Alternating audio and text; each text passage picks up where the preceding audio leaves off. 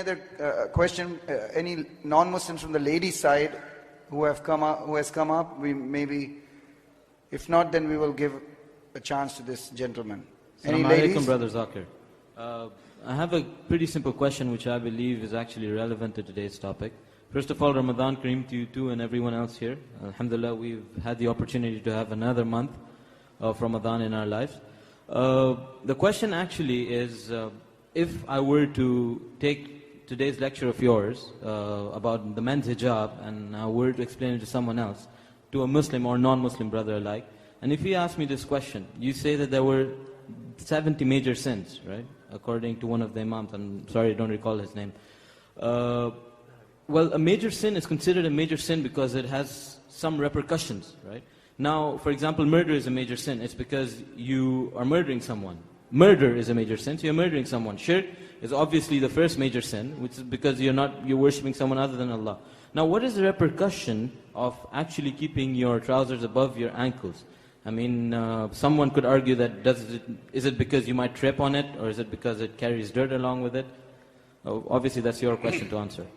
The brother asked the question that from this lecture he came to know there are 70 major sins in Islam, and he can understand murder is a major sin because it hurts someone. Correct? That's what he said there, exactly. murder. And shirk is a major sin because you're washing somebody. But when you're doing shirk, you're not hurting anyone. When you're doing shirk, it's the major sin, you're not hurting anyone. Only thing you're disobeying Almighty God.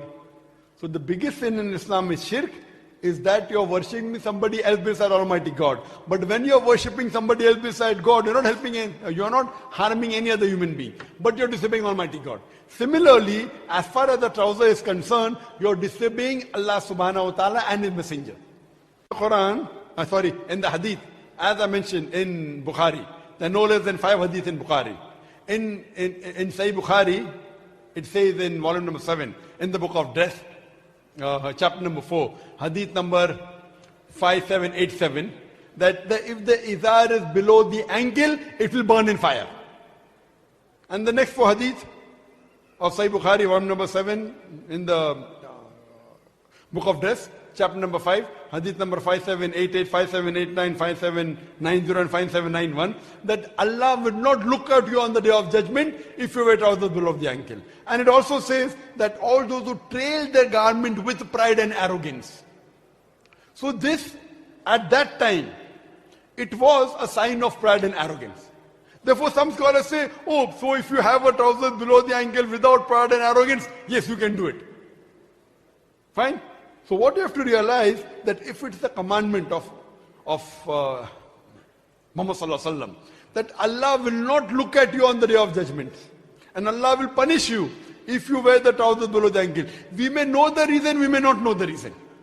What we have to realize, that it was a sign of arrogance. Today, if it is not on, it doesn't make a difference. If it displeases the messenger, if it displeases Allah, that is sufficient for a Muslim to obey the commandment.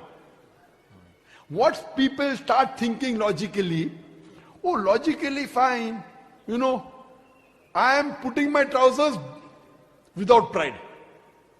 You may say that. No, that means Abdullah ibn Umar, may Allah be pleased with him. Do you think that he was doing his pride? Can you say you're better than Abdullah ibn Umar? Can you say that? Of course not. And no Muslim today can ever say it's better than the Sahabas.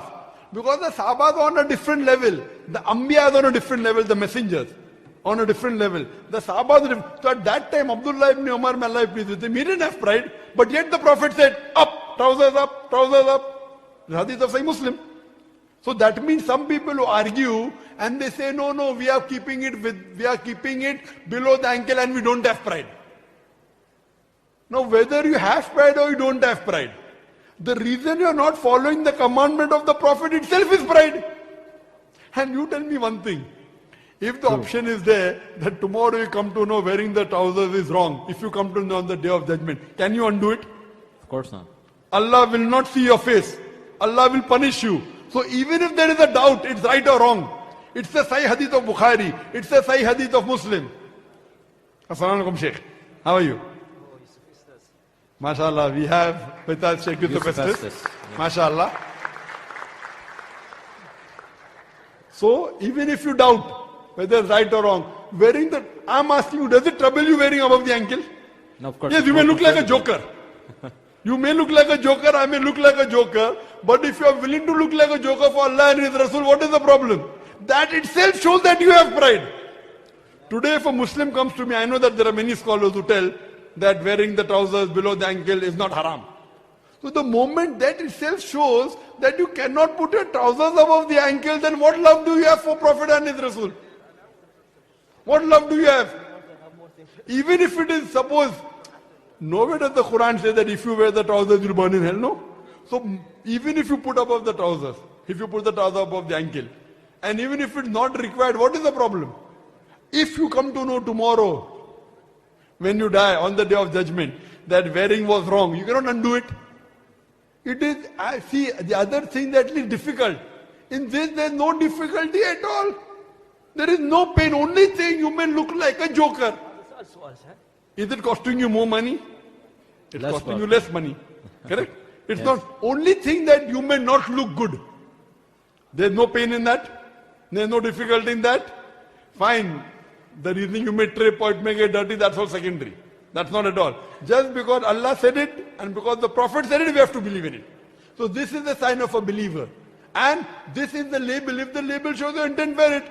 And if wearing the trousers above the ankle makes people firmly believe that I'm a Muslim, then what is the harm in it? Hope that answers the question. Yes, just, is there, irrelevant to this, is there any scientific benefit to this? Is there any scientific Since reason? you're a medical doctor, so no. There are many people who claim things which I don't think so it is right. There are people who claim, that if you wear above the ankle, then sunlight comes and all this. Atiullah, Ati Rasul. Obey Allah and obey the messenger. Allah said it, messenger said it is sufficient for me. I don't require any proof. If it is helpful, for me I don't require proof. It is a commandment and it is surely a sign of arrogance. Some people may believe or may not believe. It is a sign of arrogance. It was in the past. That's the reason when you see the kings and the rulers, they always had the rope, trailing around behind you. Yes.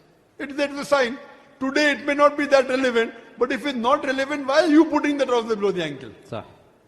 That's the reason, at least in India, mashallah, Muslims go to pray. What they do, besides wearing a cap, they put their trouser above the ankle. Alhamdulillah. So at least while praying, they put their trouser above the ankle. Actually, there is no relevance that while praying you have to put your trouser above the ankle. Generally, you have to wear trousers above the ankle. That is the rule. That is the commandment of the Prophet. And Allah will love you and Allah will, inshallah, look at your face on the day of judgment. Thank you. And the hadith again of Sahih Muslim which I quoted. Volume number 1 in the book of faith. Hadith number 293. Allah, 3 categories of people. Allah will not look at him on the day of judgment. Allah will not praise him. And Allah will punish him. The first category is those who wear the izar below the ankle. The second is those who send reminders of the favors.